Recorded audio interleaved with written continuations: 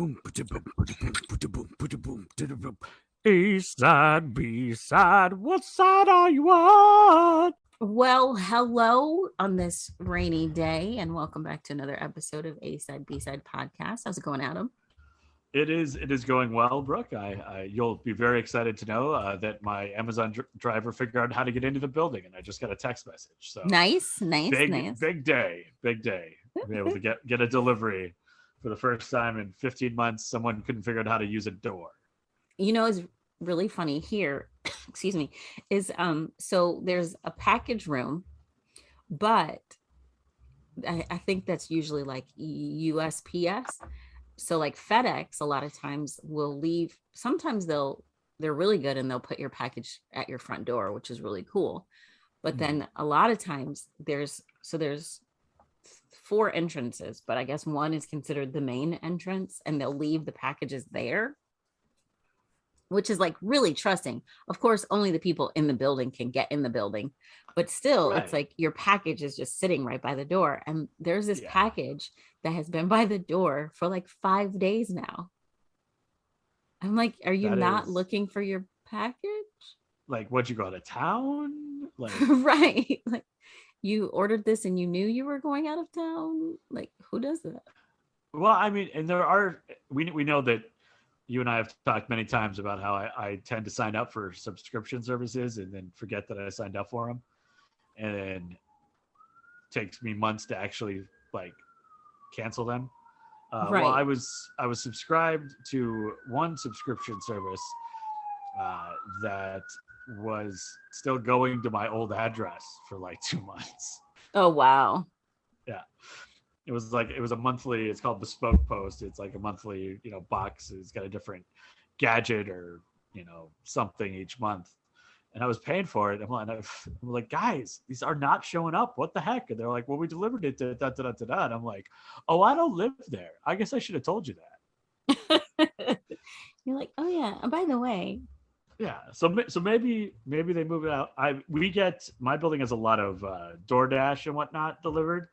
And it's always very tempting for my puppy when we come home from a walk and there's like a bag of McDonald's French fries just hanging out in the lobby by itself. So like when I get stuff delivered, I get down there right away and grab it. Cause one, I want it hot. And also cause I don't trust hungry people. right? Especially because there's so many stories of even just the delivery people themselves eating people's food. So you don't want to take chances of other people eating it. At work, somebody was telling me a story that they had heard, in this maybe completely urban legend, but that somebody ordered food and then we got there, didn't have the French fries, and it just had a note that said, "Thank you, the French fries were delicious." I think I saw that I actually saw that story somewhere. Yeah, it's like, man, it's happened occasionally where we've had items at the restaurant get picked up for DoorDash or Bite Squad or one of those delivery services, and then never make it to their destination. So either it gets delivered to the wrong house or they end up, just being a meal for the driver. Mm-hmm. I think more often than not, it's like it delivered to the wrong house, because those guys and gals are picking up like 4 or 5 orders at a time and running around trying to drop them off. So I could see how you would easily drop off the wrong bag somewhere. So what happens in that case? Do you guys replace it? Well, then usually when somebody calls us, we're like, okay, if you get a refund through the service, but we'll remake it, and then you can either reorder it through the service, or because we're a neighborhood place, so most everybody's relatively close. We'll just be like, hey, if you want to come pick it up, we'll make it, and then just report it to the service and get your refund. Right. Okay. Because we'd rather have a happy customer and make the food twice than, and then we were also like, you can always do this and not pay the fees for the delivery. That's smart. Which you're helping them get over. Yeah. Like, hey, you can save yourself, $5-10 by just walking down the street and get some exercise. just looking out for you here. So have you been watching anything good? I have, but you're gonna yell at me because it's all old stuff again. I So I really love the Netflix series Lost in Space. Mm-hmm. And the third season is coming out December 1st. So I have started rewatching seasons 1 and 2. And it's a really interesting series in that there's like a year in between each season because of the way filming does and maybe all the special effects, but it really feels like it takes them a long time to get make the seasons. So I think the first one came out in like 2015 or something. So to be only on like the third season, it's like I watched this. Oh, it was a 2018. I'm very wrong, but still, that's like 3 years ago. So I guess it's not as long as it feels, but it focuses around three actors, the Robinson kids, and I guess they all hit puberty because they have grown up a lot in the 5 years it's been you know filming and being Right. made. So I've been rewatching that. It's really good if you've never watched it. Highly recommend it if you like sci-fi stuff. But even it's not even super sci-fi. I mean, yeah, there's robots and there's some aliens and they're in space. So I guess that is pretty sci-fi. But it's really about a family. So that's really good. And then I've almost completed my rewatch of Warehouse 13, Mm-hmm. which I'm not sure why I decided to rewatch the entire series, but it happened. So I've been doing that. I went to Eternals this weekend. And that was new. What did you think? It was very pretty. Ooh, okay, okay, okay. Okay. So let's break a couple things down. All right. So, Is this gonna? Do we need to do a spoiler alert? no, no, because if you know anything about the comic, I think you would know these things. First Yeah. of all, in line with our Angelina Jolie podcast, Yeah. um, uh, like we all know Angelina Jolie is a great actress, right? Right. She could be very good. I mean, I would say that the number one feeling I had from the movie is that it was rather vapid. It looked good, but there really wasn't a lot to it. And it Mm-hmm. kind of felt like everybody was just, they were all just window dressing. Mm-hmm. I at no point was I concerned for any of the characters or did I care about any of the characters. It was just sort of like empty calories. And Angelina Jolie did not seem especially invested. Yeah. I mean, it really felt, and then maybe it was just, it's hard to play, an alien character that is not human, that is disconnected. We talked about this a little bit last week when we talked about Cowboys and Aliens, where Olivia Munn, or I'm sorry, not Olivia Munn, uh, Olivia Wilde comes off just really meh because she's playing a detached alien character that is very calm, and maybe that's part of it. It's a hard thing to do. I mean, you either love Starman, the old mid 80s, I think it was Jeff Daniels, but whenever I watched that, it was like, man, he's just really it's not Jeff Daniels, Jeff Bridges, sorry. Just really aloof. And it just didn't, at no point did it captivate me all that much. It was really like the special effects were cool, the vistas were cool. It was like very visual, Mm-hmm. but it didn't really feel like there was any heart to it. Yeah. And I think I also got a little annoyed that Marvel's like cop out move to just send everybody to space happens again. Okay, and everybody has been talking about this spoiler, but we will say that it is a spoiler. First, okay, did it feel like it was 2.5 hours to you? Because I will say it did not feel like it was 2.5 hours. I mean, Because it was visually there was so much to look at, I think. yeah. I was never bored, Mm-hmm, mm-hmm. but I was also never like on the edge of my seat. There were a couple times I did jump. Yeah. I did have a couple jumps, or like, oh, and I do love the inclusivity of the characters, Yeah, because it's a very diverse cast. yes. So Brian Tyree Henry, I absolutely love him. If you've ever watched the TV show Atlanta, you know who he is. He plays Paperboy. He's of course very good in that. A lot of people would recognize Gemma Chan. And then you've got actress. I don't. Oh goodness, I'm trying to think of her name real quick. Lauren Ridloff, deaf actress, amazing. I wanted more about the other characters and less about Icarus and Cersei. Yeah, I guess I didn't care about them and Sprite to an extent. yeah. Like to me, they were like the three main characters, Mm-hmm. and to me, they were the three least interesting characters. Because Faustos, who's Brian Tyree Henry, has a very interesting story. Yeah, Um, you know, we find out more about we could have found out more about Druig, Gilgamesh. I loved Gilgamesh. That dynamic, we could have found out like a little bit yeah. more. So, It felt very soap opera style mm-hmm. between Icarus and Cersei, and I didn't like. It's hard when there are two people that beautiful to feel like there's no attraction there, Right. but it felt so. It was like I did not believe the love story. It was like not as unbelievable as Anakin and Padme in the the Clone Wars or the Attack of the Clones, which I don't know how anyone watches that movie and goes, "Wow, those two people are in love."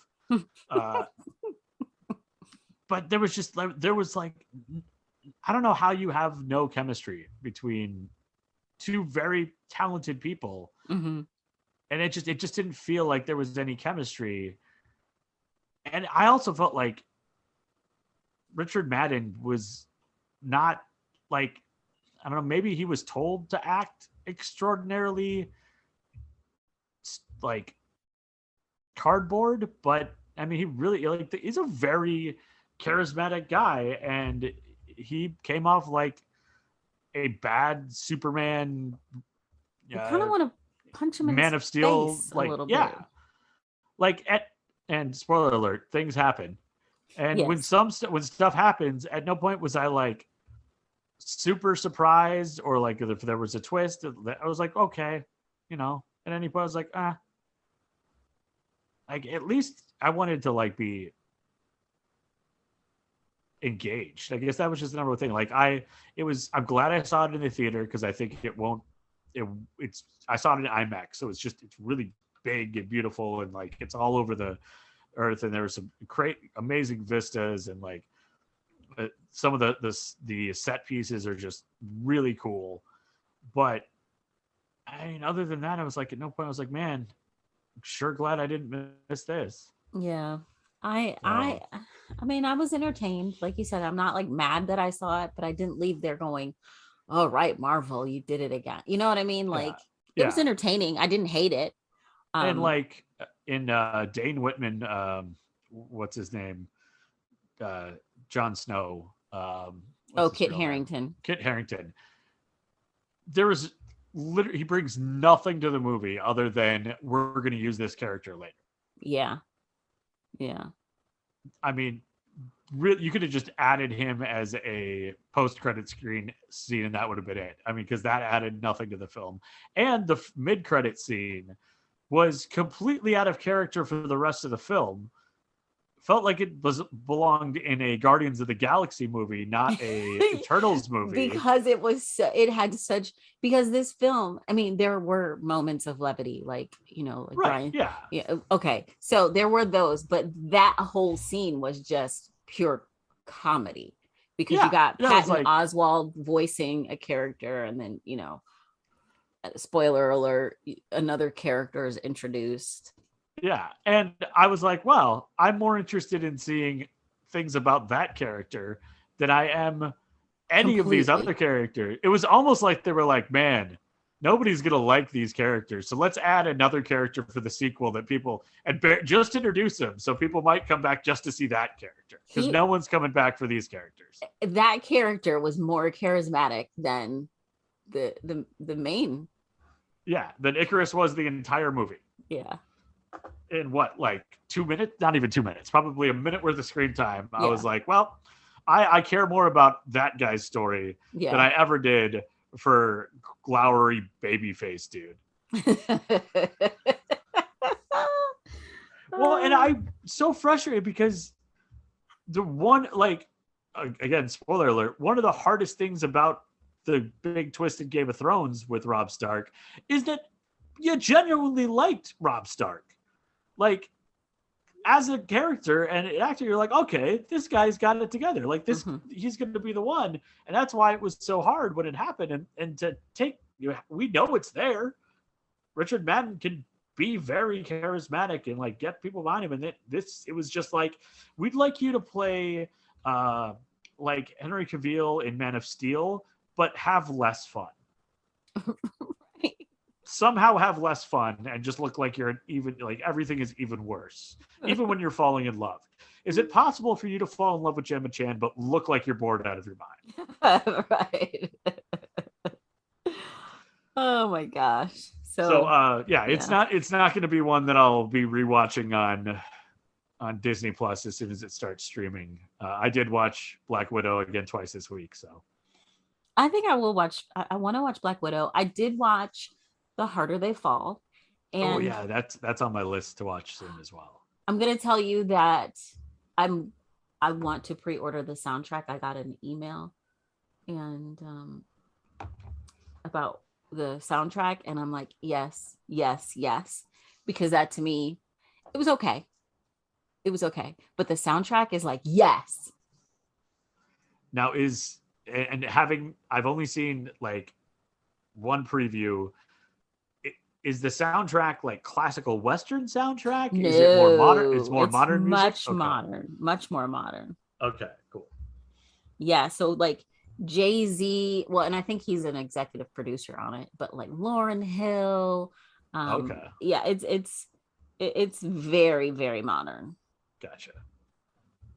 Yeah, that one looks really good. I have a pile of books that I'm going to finish the year with a reading bonanza, is what I'm telling myself, because I have a pile of books I haven't started. But one of them is Urban Cowboy. And so I want to read the book for Urban Cowboy and then watch that movie. So that's on my list. So I may just have to do like an Idris Elba, because he's in Harder They Fall, right? Yes. Okay. I might have to do just like an Idris Elba weekend or something. So like I looked it up again real quick. So you've got like Seal, you've got Jadakiss, you've got Lauryn Hill, you've got Jay-Z, Kid Cudi. Those are all on the limited edition yellow vinyl. It's two. So I'm like, oh yeah, I'm definitely gonna be ordering this because the soundtrack, was great. Nice. And I love Westerns. I know Westerns are one of those that, and Westerns and sci-fi, as we talked about last week, have very dedicated fans, but then like a lot of people just don't mess with them at all. Yeah. I did see, of course, I have surpassed you on Ted Lasso, and now I have one episode left, and I'm like, I don't want to watch it because then it means I'm done. Yeah, and I gotta wait like another year and a half before the new season. Yeah, so I'm like savoring this last episode. I got my daughter watching it. I got another friend of mine watching it, and I think my mom's gonna start trying to watch it too once she figures out how to log into my Apple. It is tough when like it's funny because I bought a new like Apple device and suddenly had Apple Plus. But unless you do that, it's not super obvious how you get there. And it's not like on the top list of, like, suggested apps, like, that you should download when you get a Roku or something. You kind of got to go looking for it. And there are so many options now that if you got to go looking for something, it's probably not going to be found. Well, and the funny thing is, so mom had like an older generation Fire Stick, and you couldn't even get the Apple app on it. So I ended up, when I moved here, I went ahead and just got a new, because she was coming to visit. So I just got a new Fire Stick and gave her mine so that she could at least, one, it like took forever to load, and then two, she could have Apple, because you couldn't even get the app. Like it would, if you searched for it, it would, the name would pop up, but you couldn't download it. It wouldn't let you download it. Yeah, you got like devices that they, even if they continue to work, they like age out of being able to access stuff. I just had to replace both of my kids' phones in the last year because the phones were still functioning, but the operating system was so old that it couldn't run half of the new apps. Yeah. So like you're like, well, now it's not even like, it used to be just the batteries, like after a year the battery was shot, so you had to get a new phone anyway. But even if you have something that's, functional, the technology may have surpassed it.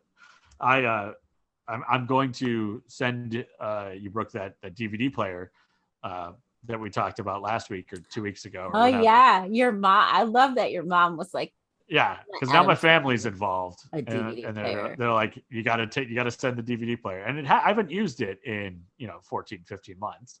So it would be much better used at your place. But as I'm going through, because of course I have the DVD player, but I can't find the remote, and I can't send you a DVD player without the remote. So I'm just going through boxes of like old electronic crap that I haven't thrown out. And I found a prepaid cell phone from 2012. Oh my gosh. That it was a little flip phone because there was like a week where I didn't have a phone for something, or my phone was getting fixed or something, and I needed a phone just for that week. And so I bought this. It was like $20, and I loaded it with prepaid minutes, and it still has $16.11 on it. Wow. Oh, they don't expire. That's good. Oh no, the minutes don't expire. The phone, however, is so old it can no longer access the Verizon wireless network. I mean, it's 9 years old, and it was not top of the line then. It's like a tiny flip phone. But like, I called Verizon, and I'm like, hey, I'm trying to access that. They're like, yeah, so yeah, we don't service that phone anymore. Oh Most of gosh. those aren't in working order. Where did you find that? I was like, oh, it was in a box for 9 years. Are they going to like help you though? Like, he said I could write a letter and request like some refund or something. A refund, but I have no other connection to Verizon. So he's like, do you have a Verizon account now we can credit it to? I'm like, no. Oh man. So but it's fun. Like I got a completely useless phone with $16 worth of value on it. So I'm just gonna call it my alternate savings account. So. Oh my gosh. Yeah, I was just impressed it turned on when I found it, but maybe this is why I really do need to send you the DVD player, because if not, in 20 years I'll still have the DVD player. Oh, right. And I'll be like, well, you never know. The remote. Well, I mean, it works just fine without a remote. I think I know where it is. It's in another box. Well, a lot of remotes now, you can, a lot of like the things now you can do like the universal remote. So yeah, I'm pretty sure it's just in the box that I have to move stuff to get to, but we'll see. If it involves a trip to the storage area, then we know we've really gone askew. Oh my gosh. Another show I watched was Made on Netflix. It's a good one. It's based off of a book, which I guess is based off of a true story. It's a tough watch at times. Some of the stuff that I completely relate to, single mom, having to go through a lot of stuff. Some of it, you're like, whoa, that's rough. Yeah. It's not an easy one to watch, right? It's a hard watch, because it is a hard watch. It's not one that you're gonna want to binge every episode. You might watch one or two, and then you're like, all right, I gotta take a break. Yeah. It's got Margaret Qualley, and then of course Andy McDowell. They of course are mom and daughter in real life, and they play mom and daughter on the show, which I thought was pretty cool. Oh. And then another season of You came out on Netflix, which of course that's the big stalker show that everybody talks about with Penn Badgley. Yeah. And it's really funny because apparently Cardi B is a big fan of You. And so a couple of years ago when the last season came out, they were doing like a tour and this video resurfaced. And Penn Badgley was talking about social media and how certain people just really get it and really connect. And he mentioned Cardi B. And like I said, now this video is making the rounds again. And Cardi B was like, oh my God, he knows who I am. So then she changed her profile picture to him. And then he kind of like commented like back, like, oh, I know you, or something like in the voice of Joe. And then he changed his profile picture to Cardi B. So they've got this whole thing going back and forth, which is pretty funny. I only saw that in like somebody on Twitter commented on it, and I was like, wow, I am so many steps removed from understanding what this conversation is even about. So now you have a little better understanding. I do. I thank you for bringing it to. Can you tell me what's going on with Jeff Bezos and Leo DiCaprio? Yes. So, okay. Apparently, so now they're trying to say that Jeff Bezos and Leo are buddy. But okay, so there was some kind of a function where Leo and Jeff Bezos really hot girlfriend were at. And so someone snapped a picture where Leo is talking to the both of them, but she's like making these huge goo eyes at Leo. Right. And so then like the next day or 2 days later, Jeff Bezos is like hiking or something. And there's like there's a sign that says steep cliff. And he's like, hey, Leo, come. And his caption was, hey, Leo, come here. I want to show you something. Yeah. That's the only one I saw. And I was like, what did I miss? But then people are like, oh no, they're just best buds. And he's joking around. And I'm like, that don't have best buds joking around vibes at all. Yeah, no, that has like Lex Luthor vibes going on. Like he's already got a little Lex Luthor vibe going on. Right. We all know Jeff Bezos is an evil genius. So yeah. But the thing that is curious here is I'm pretty sure historically that Leo doesn't date anyone over 26 years old. Yeah, so I don't really know what he's worried about, but like, yeah. So is this young lady over 26? I'm sure she was not by much, but yeah. Yeah, well then Jeff should be fine. Besides the millions of dollars and the very cool collection of cowboy hats. But the picture, I'll have to find it and send it to you because she's very obviously like, oh my gosh, it's Leo DiCaprio. You know what I mean? I have access to something called the internet. Oh, well, that's true. And the Googles. So there you go. I'm going to, I feel like a very old person typing right now. I'm like, Jeff Bezos, Leo DiCaprio, and girlfriend. That's pretty much what I would have typed too. Oh my gosh. Oh, yeah, there we go. Definitely. Yeah. That is like the picture I found is like the world's worst quality too. I know. It's like, what year are we in? Did that come off like a surveillance camera from 95? It's so grainy. It's like, what are you doing? Oh, there's one with he's giving her a little hug there. Okay. Mm-hmm. I don't know. Leo better watch his back. And like how the poor lady, like every single caption is just Jeff Bezos' girlfriend. I'm pretty sure she has a name. Right. But you wouldn't know that from the internet search results. Yeah. Ah. Paul Rudd has been named Sexiest Man Alive, and Stephen Colbert, I saw this morning and it is hilarious. So Stephen Colbert, People magazine allowed him to announce the Sexiest Man Alive. And so he does this whole sketch with Paul Rudd, where Paul Rudd has to audition to be sexy. Right. I laughed. I literally screamed at this because it was hilarious. Like, there's two parts. There's part one that it's funny. Don't get me wrong. Part one is funny and it's like an interview process. And then part two is like the physical aspect. And I howled. Like, I had literal tears running down my face. It was so funny. Well, they say, comedy is very sexy. So. It's true. And Paul Rudd is ageless anyway. He's just got the best personality. He's like 58. He's 52, he says. 52. Still, come on. Yeah.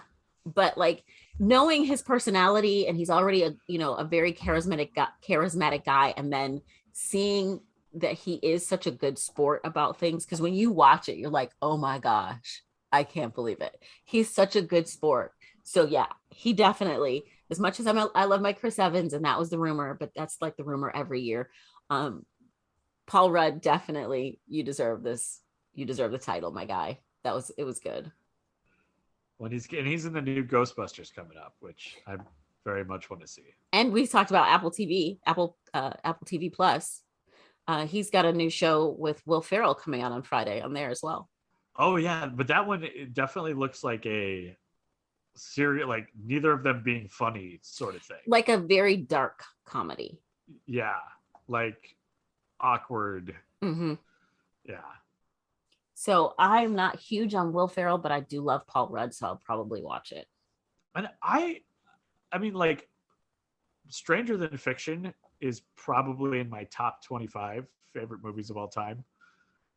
And that's definitely more a serious Will Ferrell. Mm-hmm. Yeah. When I guess he's not as bad when he's like serious, but it's like when he's goofy, he is so goofy. So, now that you are only 2 degrees separated from the sexiest man in the world. Am I? Because I went to a production of The Shape of Things in London in 2001, where it was him and Gretchen Mol and Rachel Weisz and Frederick Weller. Yeah. And I got to shake his hand. So you've shook my hand, and I've shook his hand. Therefore, I have shaken Paul Rudd's hand. Yeah. And Paul Rudd is shaking the sexiest man in the world's hand. So I've shaken the sexiest man. Right. So I'm here for that. I like that. Yeah. Small world. I like your Kevin Bacon 6 degrees of separation there. Yeah. You're also 2 degrees away from Natalie Portman. Okay. Well, actually 3 degrees, because I met somebody who went to theater camp with Natalie. Interesting. I was in a show with them, and they were in a show together. We were in a show, so boom. Interesting. That used to be one of my favorite games. In high school, we would play with, like, study hall would be like 2 people would have to pick out names, and I would just sit there with a pad of paper. This is, before I could pull up the internet on my phone, and just with the pad of paper connect those 2 people through movies. It was the greatest thing ever. Mm-hmm. I've done it that way, and I've also done movies, and like you have to connect the act. Like you name 2 movies, and then you have to find the common actor. Right. Yeah. Anyway, all right. Fun stuff. Fun. So, real quick, last side note, because we have rambled on so much. So long. Went yesterday. There is a gluten-free bakery here in Lincoln, and I absolutely love it. And they've got these pretty pink boxes when you walk out or whatever.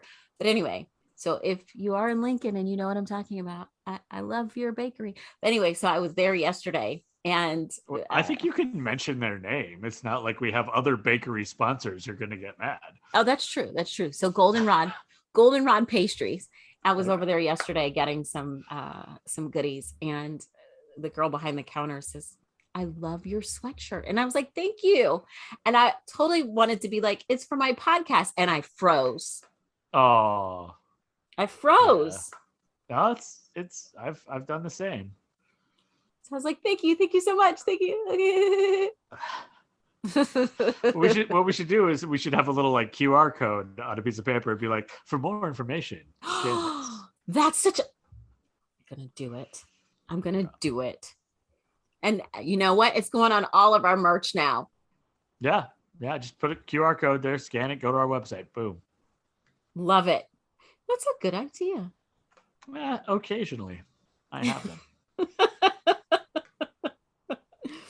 All right. So episode this week is episode 69. Nice.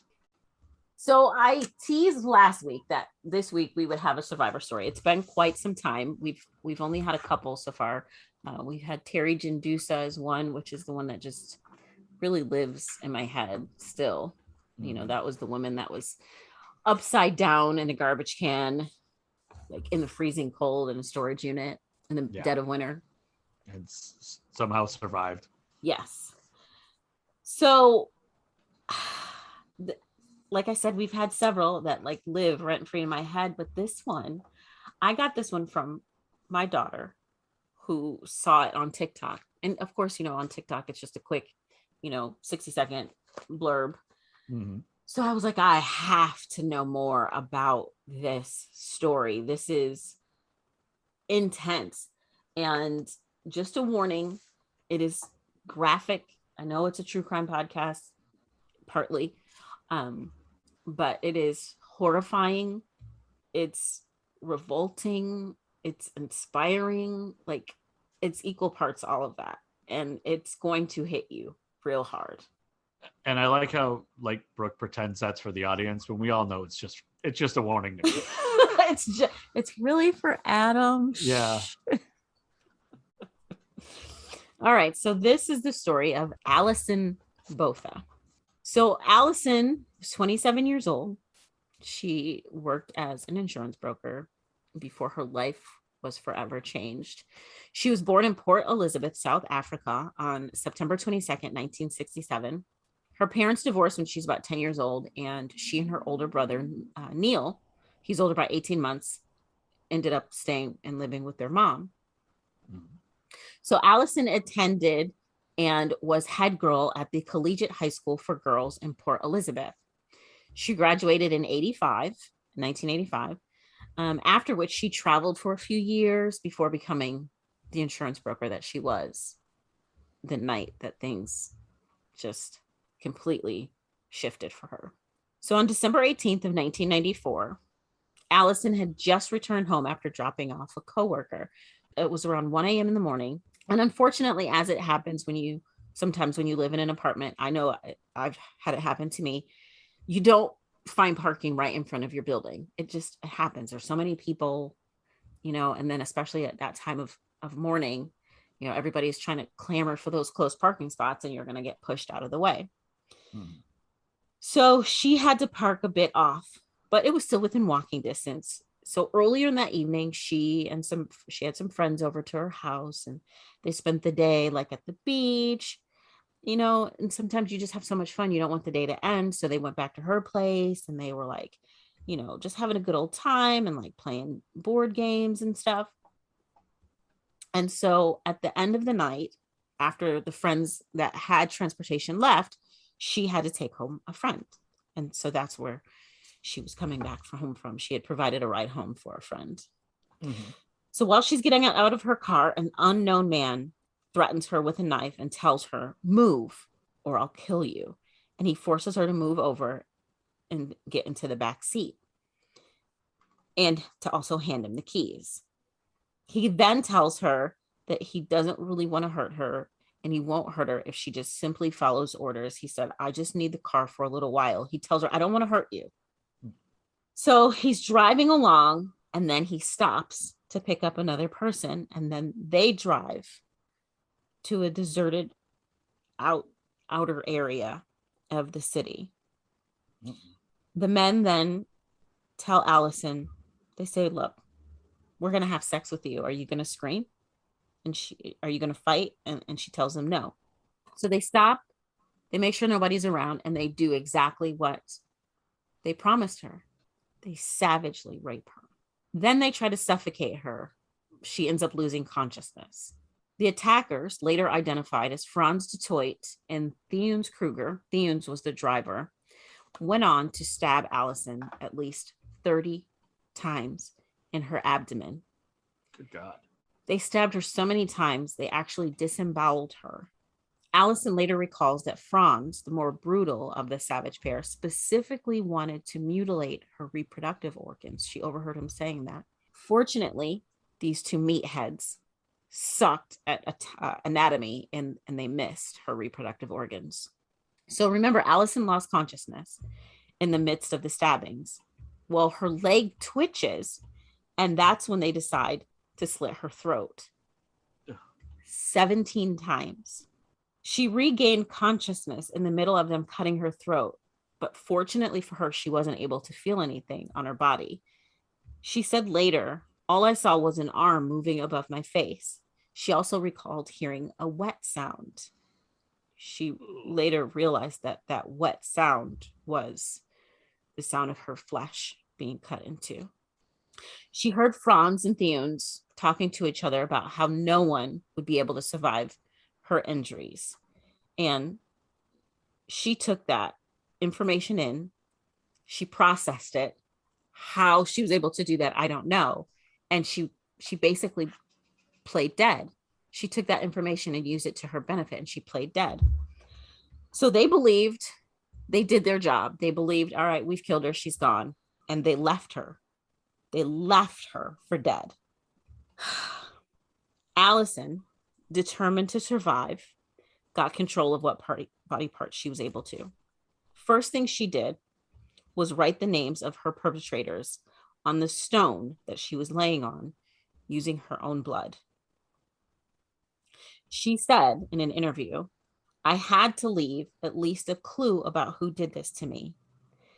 Then under that, she wrote, I love Mom. Next, she braced herself to get up. In the distance, she saw headlights and she thought, okay, this is my chance. This is my chance to survive. So once she starts moving around, she realizes that her internal organs were now outside of her body. Alison manages to get up and she grabs her clothing that was laying next to her. She covers her abdomen with one hand as her guts are literally spilling out of her body. And then she straightens her head with the other hand as it started to fall backwards as she'd been nearly decapitated.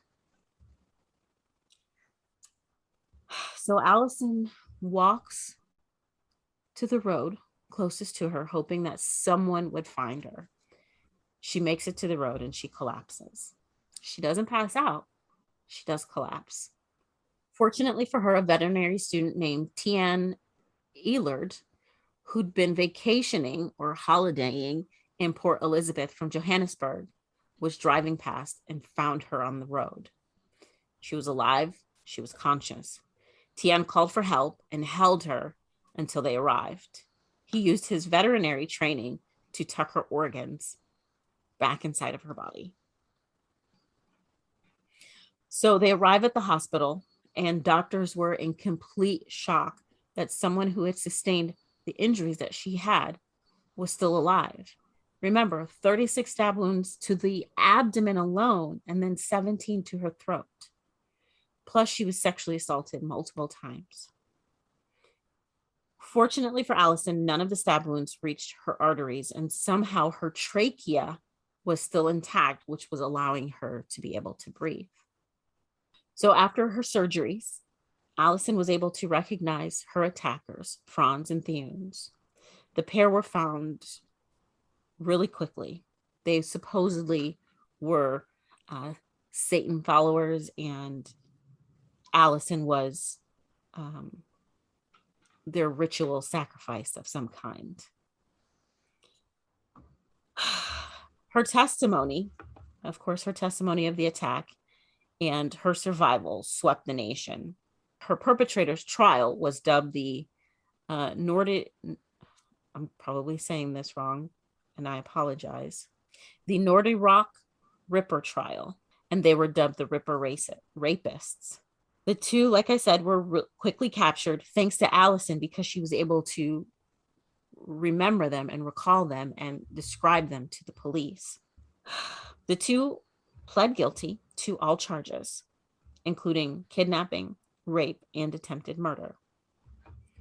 Both Theons and Franz were convicted, and in August of 1995, they were given life sentences. The pair, it was discovered, had a history of violence against women.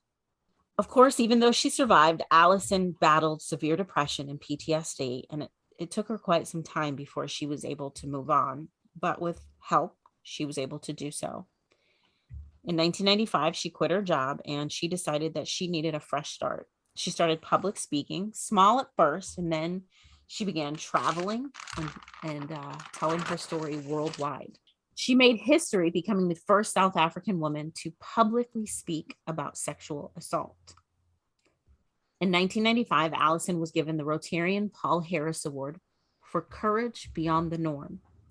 She was also the recipient of the Woman of Courage Award from Femina magazine in 1995 and was also chosen as the Citizen of the Year in Port Elizabeth in that same year. Alison shared her story with tens of thousands of people, speaking over 35 countries worldwide.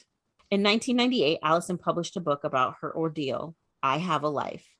The book, which was ghostwritten by Marianne Thamm, has been translated into 7 languages and became a bestseller with over 90,000 copies sold.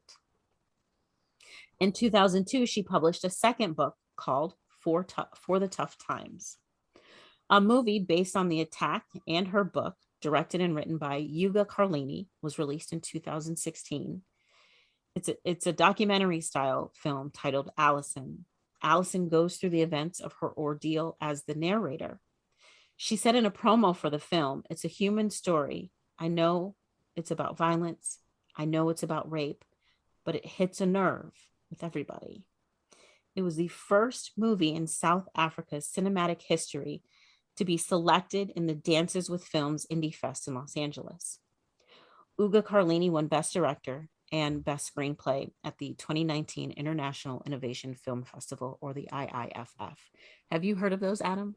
I have not, but I'm going to look it up. In 2020, Alison joined a nonprofit healthcare provider called Hawaii Pacific Health as an executive board member. A year after her attack, Alison met Alison Botha. The two of them became friends after finding common ground in their friendship. Teenie suffered from depression due to childhood trauma. Alison and Teenie's friendship grew, and the pair eventually fell in love. They married in February of 1997, and Alison gave birth to their first child, Daniel, on November 14th of 2003. The couple welcomed another son, Matthew, in 2006. The birth of her children was even more special to her since Franz's intentions were to destroy her reproductive organs. Alison has been asked about what she tells her sons, or when they were smaller, what she told her sons about the attack. And she said, "I've never lied to my sons. I didn't want them to find out about what happened by picking up a book or seeing me on TV, but I've never told them more than they were asking. My oldest was about 5 when he asked about the scar on my neck, and I just said, Mommy was hurt, and sometimes when you get hurt, you get a scar afterwards, and that was enough." Before production on Alison started, both Alison and Uga heard that all prison inmates convicted before October of 2004 were eligible for release, including Franz and Theuns. During production of the film, Franz Tutoit contacted Uga Carlini from prison. This generous piece of garbage offered an on-camera interview, but there were some conditions, of course. Of course. Yeah. He wanted a signed letter of forgiveness from Alison and backdated profits from her book and speaking engagements. This garbage ass animal. I'm so sorry. But what kind of a, well, I was going to say what kind of a person, but I mean, look what he did. And then to go, yeah, not only do I want you to tell me you forgive me, but I want some of your money. Right. I deserve some of that because if it wasn't for me, you wouldn't have a story to tell. That's probably the way he was. Like, I don't know that that's what he said, but that piece of garbage, that's probably like the way. Yeah, if it wasn't for me, you wouldn't even have a story. Yeah. Wow. That takes takes a special kind of person. Yeah, it does. Yeah, it does. Of course, the offer was rejected. I mean, obviously. Right. Alison was also very vocal about wanting to keep the two locked up and worked on a petition to get their paroles rejected. It was they were denied parole. I kind of think that would be just the biggest PR nightmare if they decided to do that. Yeah. Yeah. So in 2015, we already know what kind of a guy Franz is. He was up for parole again, but was denied due to social media activities on a cell phone. He'd apparently been in a relationship with an American woman who's called Sabrina in news reports. She claimed to be afraid of him due to his illegal activities behind bars. What kind of a person are you that you have someone, you're behind bars and you have someone on a whole different continent afraid of you? Yeah. Who was in a relationship with you. So, yes. So he had allegedly asked her for $10,000 to help him in his parole process. From all accounts, the pair are still imprisoned. Franz is at the Groove. I know I'm saying this wrong. Groove to Live prison. Oh, there is. I know it's not on purpose, but there's something deliciously ironic that people are sentenced to incarceration in the Groove to Live prison. If I'm even saying it right, but I hope that it is really the Groove to Live. It's groove the Groove to Live. What's your Groove to Live? Oh, it's life in prison. That's my life groove. That's sort of some might call it a rut, actually. But there you go. That is the survivor story of Alison Botha. And so amazing overall, but I looked it up, and you can actually, the documentary, Alison, directed by Uga Carlini and starring Alison Botha and others, is available on Amazon Prime with your subscription. Oh, nice. So yeah, so if you're interested in, and it's not, I mean, it's only an hour long, so it is not, like a 3 hour long. It's not a series. It's, it looks like it's just about an hour long. So if you'd like to check out more of the story, you can check that out on Amazon Prime. That is one that I think I will definitely watch. I didn't have the opportunity because I had it's one of those where you're like, oh my God, I got to do this story right now. Right. Yeah. So I haven't had the opportunity to watch that, but I think I'm going to try to watch that this weekend, because I'm sure hearing her tell her story is just, it's riveting, I'm sure. Well, and it's very different it has to be a very different experience than, having it be almost sensationalized, Mm-hmm. Just as you were talking about how she spoke about it, and that yes, it's a horrible story about violence and rape, but there's something more to it when it's coming from the individual than as opposed to just dramatized or sensationalized on TV. Yeah, but it's one of those where if like that was a movie instead, you'd be sitting in the audience going, "There's no way." Yeah, this isn't real. Yeah, but to hear her tell it, it's got to be just, wow. So that is added to the watch list. There you go. That's the story of Alison Botha. All right. So good news, Survivor story. Pretty graphic, but she did make it out, which is good. The A side this week is going to be completely different. And it comes from the fact that, as I mentioned in our opening, which we talked about everything. We solved several problems of the world in that 40-minute intro that we did today.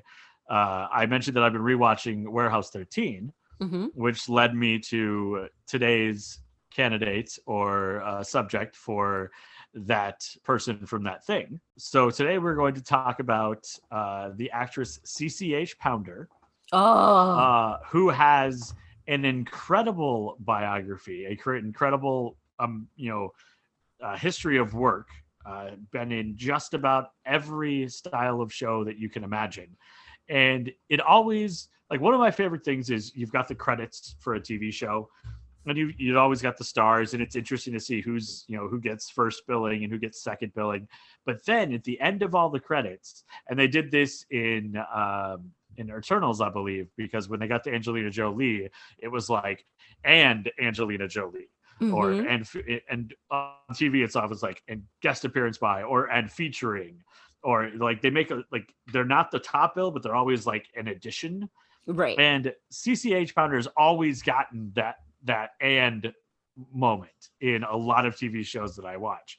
And I was like, well, I mean, I've seen her in tons of stuff, but like, and I know the name, but like, where, like, she's clearly a bigger name, but like, I couldn't sit down and say, oh, that's because of this. So it was fun to go through her biography and remind myself of all of the things that she has been in. She was born in, and this is the episode where we totally destroy location names. But she was born in Georgetown, British Guiana. Okay. Yeah. Which I think I'm saying that correctly, but she grew up in England, and at the age of 18, she moved to the United States and attended Ithaca College. After college, she got into acting and made her film debut in 1979 in All That Jazz in a bit role. She also had a smaller role in the film Dancing as Fast as I Can in 1982.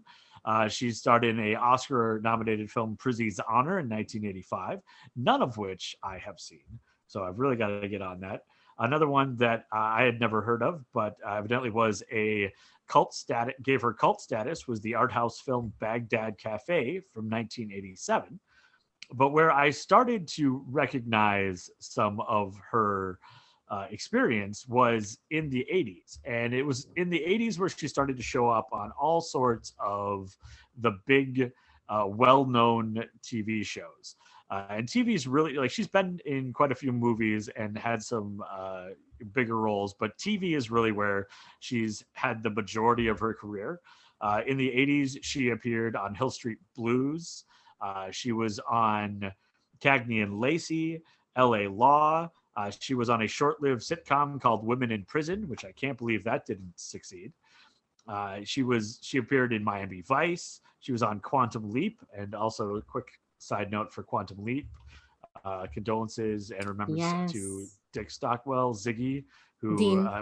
Dean. God, why am I so bad with names? That's Dean what I'm here Stockwell. For, bud. Thank God you are. Who, of course, Ziggy wasn't his name on Quantum Leap. That was who he was the computer's name. Yeah. What was his name? It was Al. Yes, because Sam was Dr. Sam Beckett and Al. And Al. Yeah. Which she was so great. I had a friend share with me recently that there was some talk of them doing like a reboot of Quantum Leap. Yes, I've heard that. I mean, I don't know. I think it was just so good. It ended the way, it ended well. It just, maybe we just leave well enough alone. That one is a little too close to my heart to have that one come back. So we'll see. But she appeared on Quantum Leap. She was in 4 episodes of the most ridiculous cop show that has ever been made, Cop Rock, which was the 1990s cop musical. So she was in 4 episodes of that. You can find, like, if you're asking yourself, what is Cop Rock? What is that I'm talking about? Well, go look up John. It's John Oliver. There's an episode of Last Week Tonight that mentions Cop Rock, and it will give you all you need to know because it is ridiculous. She was on Return to Lonesome Dove, had a guest appearance on The Cosby Show. But then in the mid-90s, she was on 2 shows where she got her most acclaim and probably started the run of her getting the and CCH Pounder credits. She played Agent Lucy Kasdan on The X-Files. And then she was in the great cartoon Biker Mice from Mars. No, that wasn't the other one. ER was the other one, which she appeared as Dr. Angela Hicks and received an Emmy nomination for both roles, both the X-Files and her 3 years, 24 episode stint on ER. also one of the fun things about diving into actors' backgrounds is more often than not, they have been in a bunch of projects as a voice that I never knew about. And voice acting and voiceovers are always something that super fascinate me about how you'll hear someone's voice, but it's a cartoon, so you don't, recognize it in the same way. Right. What's his name? The older brother from it was the other Savage. Oh, Fred. Fred. Yeah. The other, so the TV show Boy Meets World. Oh. And then Will Friedle was the older brother. Yes. And wasn't he the voice of Aladdin? Oh, was he? But not the singing voice, but just like the speaking voice. Yeah. But like one of those things where I was like, I never knew that he was in that movie. He's the voice of a Transformer too. Yeah, he's done a lot of voice work since. Lion-O? No. He's the voice of Lion-O from Thundercats. He's done a ton of voice work. But why am I not seeing Peter maybe Quill? He wasn't. In the cartoon, I'm sure. Yes. Why am I not seeing? Maybe he wasn't in. Nope, he was not in Aladdin. Totally made that up. He was in some show that I remembered him from as a voice that surprised me, but it wasn't Aladdin because I was way off. So ignore that. He was in Kim Possible. Maybe that's what I'm thinking. But CCH Pounder, to get back on topic, yes, we are way off, has been in a ton of animated things. She was on maybe the greatest cartoon ever, which was Gargoyles, which is another one that I love that. People have talked about it coming back, but hasn't.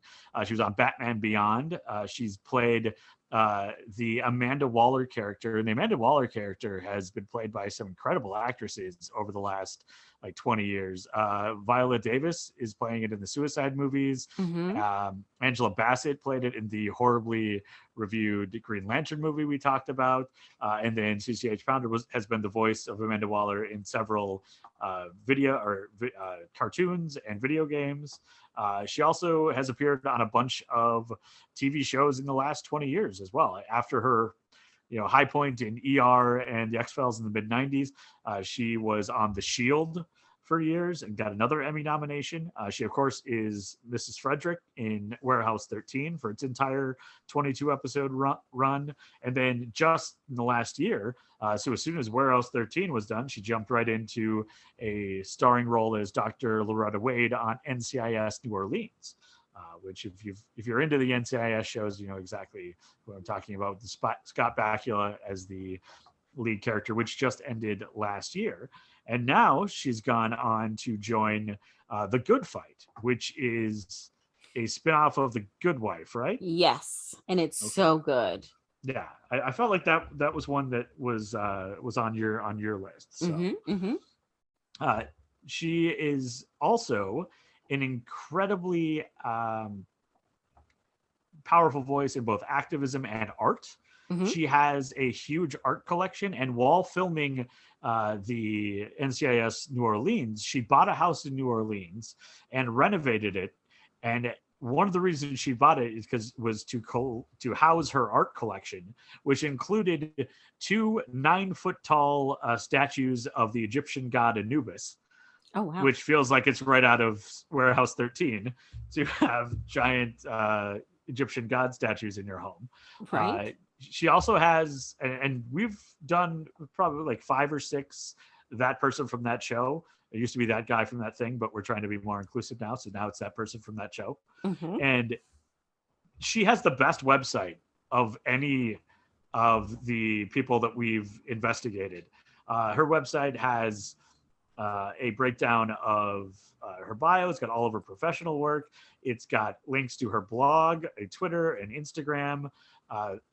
She has a picture book of just the artwork she owns, which is a major, that's an impressive kind of humble brag or top 1% moment when you have an art collection so cool and you make a book of it that people buy. Her site is cool. Yeah, it's really well done. You can learn a ton more about her. She's very active in fundraising for a lot of different things. There is a artistic, a home, like an arts installment. I'm trying to find it here. Where did it go? That she has created in New Orleans that did a lot of work during COVID and shut down to try to keep art alive and give artists a place to show their work, and even chefs and theater people in New Orleans. Why can I not find that link? It's going to be in the links on our website. I just have way too many links open. Oh, there it is.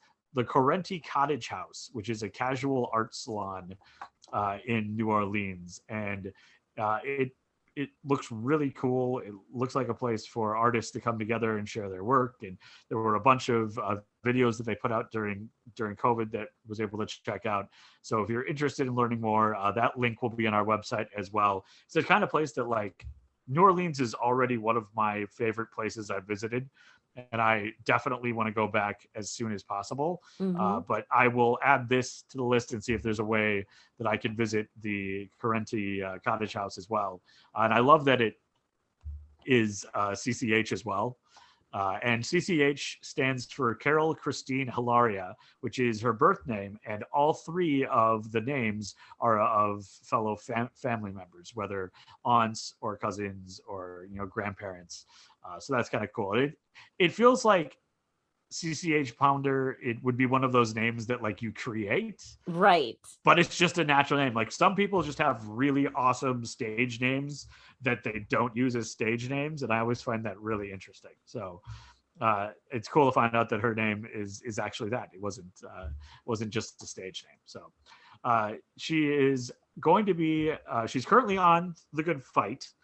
But she has another project that sounds really cool that is coming up. It's going to be from Netflix and Barack and Michelle Obama's production house Higher Ground, which has a contract with Netflix. She's joining a cast that includes, and I'm going to slaughter some names, so just, dear God, forgive me. Emil Amin from I May Destroy You.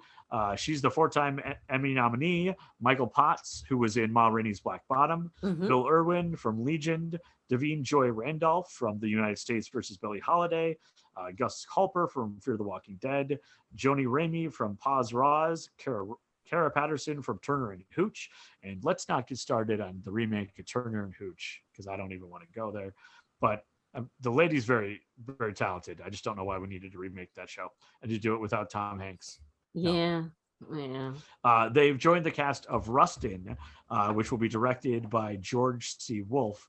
And it tells the story of a charismatic gay civil rights activist, Bayard Rustin, who overcame an onslaught of obstacles and altered the course of American history by organizing a march in Washington in 1963. So that looks really interesting and cool to check out. So we will add that to my soon-to-be coming list as well. So today's that person from that show is CCH Pounder. And if you're looking to watch some of her best work, I highly recommend Warehouse 13, NCIS NCIS New Orleans. Not Los Angeles. Let's not talk about Los Angeles. NCIS New Orleans. We don't speak of that one. I mean, I love Ice Cube. That's as far as we need to go. That's as far as they should have gone. NCIS New Orleans. Or if you're going to go back to the original ER, the rewatching ER is on my list of things that I need to probably do here in the next couple of years, because it was such a big show, and I remember watching it on Thursday nights. Like, Thursday night TV on NBC was must watch. I mean, must see TV is what they called it, but was such a huge part of when I was becoming completely enamored with media. And I mean, I still, for some reason, there are scenes from that show that still are, like, burned into my mind. And Kelly Martin, who was on she was on, what was the show she was on? Her brother was named Corky. My So-Called Life. No, not My So Oh Called no, Life. that's the other one. That's the other one. Martin, Corky. But we had watched that show as a family, and life goes on. Yeah. Yeah, life goes on. There was life in it. Yes, we were very close, and Patty LuPone was in it as well. Yes, just a great show. When she was a young child actor, then one of her like roles after that was on ER, and there's a scene on ER that would, and I don't know if I'm going to do a spoiler alert on a 25-year-old 30-year-old show, but she gets attacked, and at one point there was this moment when I believe Anthony Edwards, or not Anthony Edwards, Noah Wiley, like sees her like on the ground, like he falls over and finds her on the ground. And like that moment when he sees her was like a cliffhanger, and that moment of film is burned into my head for some reason. And I like when I was watching Cowboys and Aliens, there's a similar moment where two characters are looking at each other, and I flash back to that scene in ER. So definitely need to check that out again. So if you are looking for the best works of CCH Pounder and you're looking for series, check out ER, NCIS New Orleans, and Warehouse 13. And of course, you can always watch her on The Good Fight and the upcoming Rustin. And that is the A-side for today. All right. I am impressed. I mean, you always pick good ones. I ended up having a whole conversation about your A-side about Timothy Ombudsman. I know I say his last Amundsen. Yeah. And you shared with me the podcast that's coming up that I had just like literally minutes before seen him and Maggie Lawson promote on Instagram, which is going to be the two of them rewatching Psych and doing a podcast about it, which starts tomorrow, I think. Yes. So yes, I know exactly what I will be doing tomorrow is listening to that podcast and rewatching Psych with them. So that is going to be really cool. Yeah, as soon as I heard it, I was like, oh, Adam. Like I literally, as they were telling me, was like texting you. I was like, oh my gosh. So yeah, but so like I said, I literally had a conversation about your Timothy podcast the other day. You picked some really good ones, but I got to tell you, this one, I'm like, all right, Adam, good job. Well, and just I don't feel like we gave enough detail, but the depth of the things that she does outside of just the shows is amazing. And it's from the house, the artist, casual art salon that she's created in New Orleans, to her own art collection, to fundraisers that she's doing via Twitter or Instagram. Definitely one of those things where you can spend a lot more time learning about all of the pretty cool organizations and work that she's doing. That it's fun when we stumble upon stuff like that, because it feels like we hear about bad stuff about famous people, or awkward stuff, or like some billionaire's girlfriend looked weirdly at this movie star, and we focus on that, as opposed to like some of the really amazing things that people are putting their time and money into. So yeah, definitely check out her website. And like I said, just it's well done, which I'm really impressed. It's, it's very different. Like most times you go to a website, you're like, yeah, okay, it looks like a website, but it's really well done. In the way it's divided, and it's very eye-catching. It's very appealing. Yeah, and there's a lot of stuff on there, and I just love that she's got a book of her art collection. Like, you have such a badass art collection, you got a book that people can buy about it. Yeah, that's really cool. All right, well, as always, you can help out the podcast a couple of ways. You can head on over to our website, Adam. A-side, B-side podcast.square.site. I have officially uploaded our QR code onto our Facebook, our Instagram. I'm going to put it on our Twitter. So if you are like, what did Adam say? Just, you can head on to our Instagram, our Facebook, and the code is right there. It's also going to start popping up on merch, because somebody might say to you, hey, where did you get that really awesome sweatshirt that happened to me the other day? And I was like, hey, thank you. Where I could be like, here's a code, go to the site and get one yourself. Yeah, it's kind of like, I don't know, did I just stumble across $1 million idea? But somebody's already done. I feel like that should be on everything, Yeah. Like Yeah. just like on a little tag inside a sleeve or something, just be like, oh, I really love your sweatshirt. Be like, oh, here, go to Amazon, scan that and you can buy your own. Like, Yeah, why are we exactly. not doing that? Yeah. Yeah. So, of course, you can go to our website. Of course, on our website, we will have all of our sources. We will have photos. We do that for each episode. You can also listen to each episode on our podcast as we link to our YouTube. We do have a YouTube channel. We have a Facebook. We have an Instagram. We have a Twitter. You can also get in touch with us via all of those ways. We also have an email, a side b-side podcasts with an s at gmail.com. If you leave off the s, it does go to somebody else. So if you are trying to get in touch with us, you do have to have that s on the email. Spotify, Apple, Stitcher, all the streaming platforms we're available on. Adam, you've got your like, follow, comment. Oh yes. Sorry, I was distracted. I was reading more about CCH Pounder. My bad. That was doing additional research for a segment that's already ended. Shocking.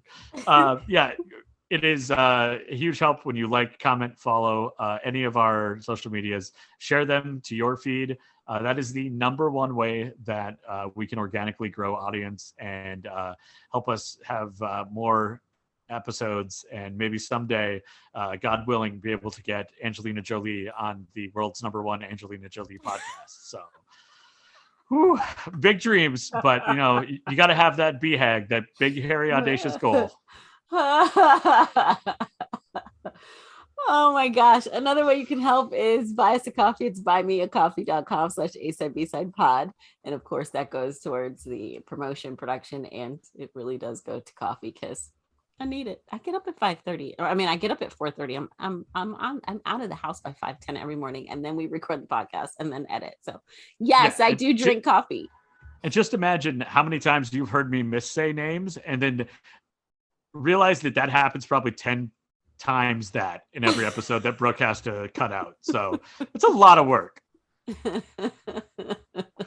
Thank you to Adam's mom for hooking me up with a DVD player via Adam. I'm very excited. As soon as I find that remote. I'm excited to watch all of the DVDs that I have, which, I was going to say, and I'm going to rent some, but I'm not, because all I'm going to do is put it in the Friends DVD. Literally put in the Friends DVD like every night before I go to bed. Oh, I have the biggest regret. I was at Target earlier this week. That's not the regret, but when I was at Target, I was walking. I always go to the end caps and I hit the clearance sections. And even if you're not going, you always walk in the back of the rows. You can hit the clearance end caps. And they had the complete series of Sliders on DVD that someone had returned. They'd clearly bought it online and then returned it. And I didn't buy it. Yeah, but it's a good thing because maybe there was like a DVD missing or something and you don't know. This is true. But it was one of those like pure impulse buys. Like I would probably never buy it online, but I was like, oh, look at that. The complete series of Sliders that someone else didn't want. That makes me want it. Sliders was a cool show though. It really was. Yeah. All right. Well, there you go. That's another episode of A Side B Side Podcast. Thanks, Adam. Thank you, Brooke.